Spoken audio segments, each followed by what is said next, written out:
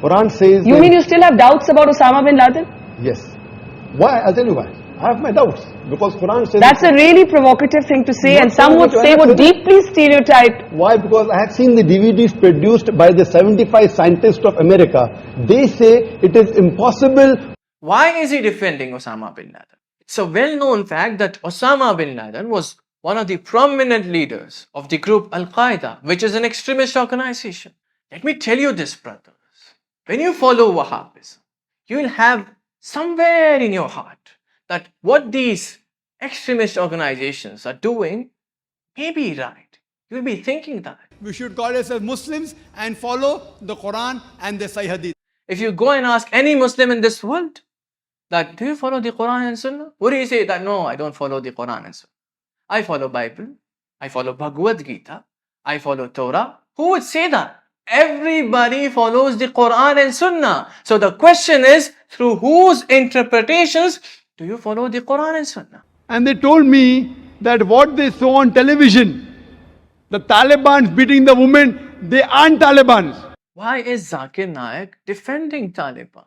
Is he from Afghanistan? Alhamdulillah, Alhamdulillahi Rabbil Alameen, wal aqibatu lil muttaqeen, wassalatu wassalamu ala Sayyidina Muhammad wa ala alihi wa ashabihi ajma'een, amma ba'd. Viewers, in our previous video, we said that Wahhabis don't like the label Wahhabi. They don't accept the label Wahhabi. So they project themselves as people of Ahlus Sunnah wal Jama'ah. And they claim that they follow the Hanbali school of thought. They follow Imam Ahmad bin Hanbal. But who they actually follow is Muhammad bin Abdul Wahhab. They follow scholars who follow Muhammad bin Abdul Wahhab. And in times, you may find them saying that we don't follow any scholar. We follow only the Quran and Sunnah. Like the Zakir Naik is saying. We have to follow the Quran and the Sahih Hadith. The right Islam is following Quran and the Sunnah. Any scholar says anything, let him, any scholar, you have to go and see in the Quran and Sunnah. Any other source. The right source is Quran and the Sahih Hadith. When I tell the Hindus to go back to the Vedas, I tell the Muslims to go back to the Quran.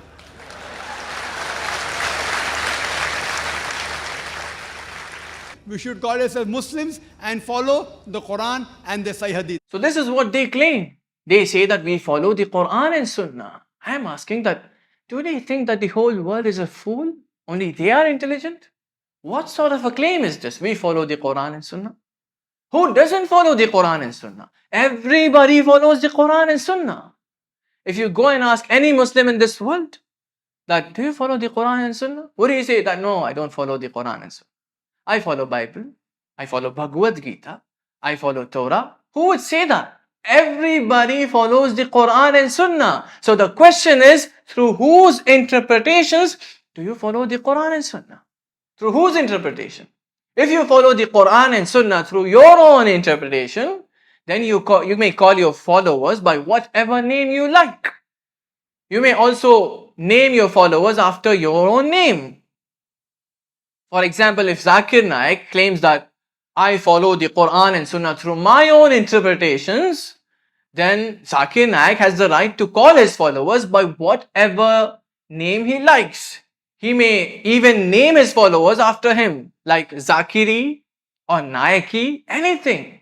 And if you follow the Quran and Sunnah through the interpretations of great Aimma like Imam Abu Hanifa, Imam Shafi'i, Imam Ahmad bin Hanbal, Imam Malik, Rahmatullahi alayhim ajma'in, and Shaykh Abdul Qadir Jilani, Imam Nawawi, Imam Ghazali, Imam Ibn Hajar al-Asqalani, Imam Suyuti, and Imam Ibn Hajar al-Haytami, and the like, then you are said to be on the Sufi way. We'll be calling you Sunnis who follow Sufism.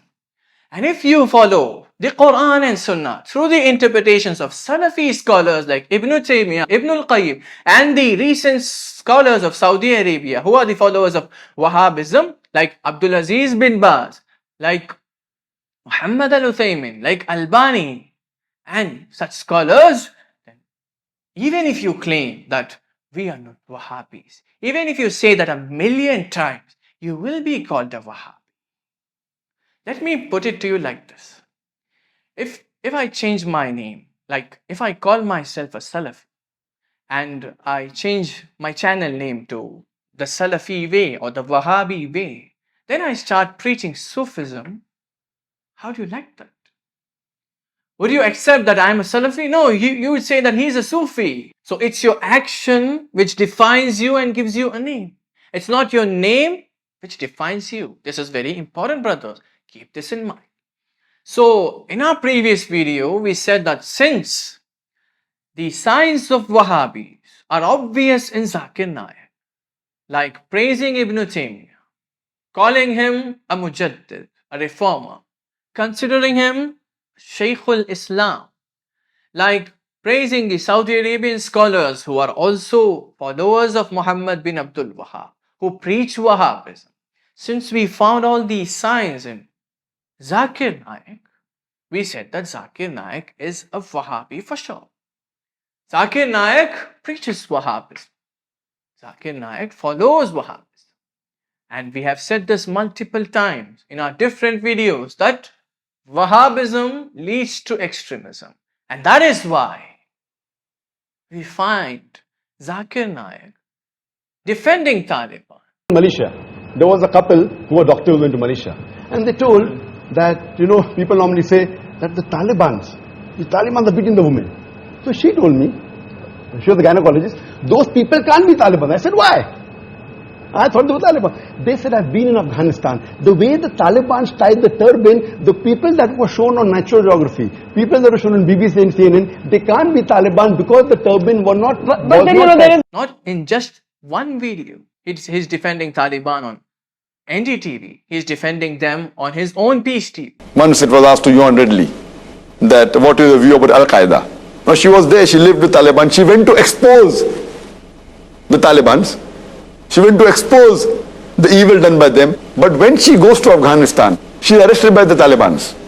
And when she's arrested, she thinks now she's going to be slaughtered. They surround her and they are silent and she's wondering what happened. Then after a lot of, maybe a couple of hours, there's a lady who comes and checks whether she has any weapon. She's so irritated that if you wanted me to know, she puts up her skirts and shows that she has nothing. And all the Talibans turn away. They look the other side. So she's saying that to destroy the Talibans, even if you send some undergarments by plane and drop it, they'll be destroyed. That means how modest they are. That means how modest they are. He's defending Taliban in on multiple platforms, in different videos. And once when I was traveling, I came across a Malaysian couple. Both of them were doctors. They said that they spent more than a month in Afghanistan. And they told me that what they saw on television, the Taliban beating the women, they aren't Talibans. So I asked them, how do you know? They told me that we have been in Afghanistan, we have spent more than a month. We know how the Taliban tied the turban. Demanding rights and representation, these women protesters in Kabul say they were followed by Taliban fighters, who then beat and whipped them for their defiance of the new order. So I wonder, why is Zakir Naik defending Taliban? Is he from Afghanistan? No, he's from India. All these videos were posted before he was banned in India.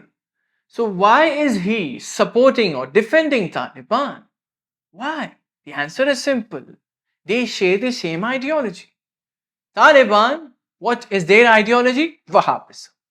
Since Zakir Naik is also a follower of Muhammad bin Abdul Wahhab, is also a follower of Wahhabism, he's defending them. He's not able to condemn them. It's a known fact that Taliban is a militant organization, is an extremist organization. Why is he defending them? Is he from Afghanistan? He's from India, but still he's defending them. Not just one time. He's defending them on multiple platforms. In multiple videos. In NDTV he's defending. On Peace TV he's defending. Why? So that is why we said that Wahhabism leads to extremism. Not only about Taliban. Once Zakir Naik was questioned about Osama bin Laden. And instead of condemning his acts, he is defending Osama bin Laden. How do you resolve those questions? What is Osama bin Laden for you? Main thing what I say, that I cannot base my answer on the media. Because if you ask me, how is bin Laden? If I have to give my answer based on BBC, CNN, it will be against the Quran. Quran says... You mean you still have doubts about Osama bin Laden? Yes. Why? I'll tell you why. I have my doubts. Because Quran says... That's a really provocative thing to say, and some would say would deeply stereotype. Why? Because I have seen the DVDs produced by the 75 scientists of America.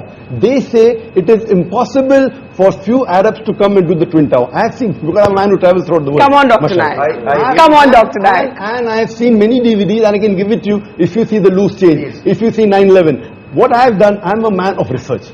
And Quran says, when you get information, check it up before you pass on to the second. I'm not saying bin Laden is a terrorist or a saint. I say, I don't know. Because the proof that has been given, I've got counter proof by the other You people. haven't seen his Al Jazeera videos? Of course I've seen. That's not evidence. I'd gone to Malaysia. There was a couple who were doctors who went to Malaysia. And this too is not only on that platform. He's telling the same in his Peace TV. She asked my views on Osama bin Laden. And I said that I cannot base my views on BBC and CNN. He's telling the same in Hindi in some other platform. तकरीर खत्म होने के बाद सबसे पहला सवाल US consul general ने मुझसे पूछा, doctor Zakir Naik, do you consider Osama bin Laden to be a terrorist? क्या आपकी नजर में ओसामा बिन लादेन एक दहशतगर्द है कि नहीं? तो मैंने उससे कहा, मैं ओसामा बिन लादेन को नहीं जानता हूं, ना वो मेरा दोस्त है ना मेरा दुश्मन है, ना मैंने उसके ऊपर तहकीक की है। लेकिन आप समझते अगर मैं रिप्लाई दूं बीबीसी और सीएनएन को सुन के, अगर मैं बीबीसी और सीएनएन को सुन के जवाब दूंगा तो मेरे पास कोई दो राय नहीं, बट कहने पड़ेगा दहशतगर्द है। लेकिन कुरान मुझे इसकी इजाजत नहीं देता। Why is he defending Osama bin Laden? It's a well-known fact that Osama bin Laden was one of the prominent leaders of the group Al-Qaeda, which is an extremist organization. So why is Zakir Naik defending him?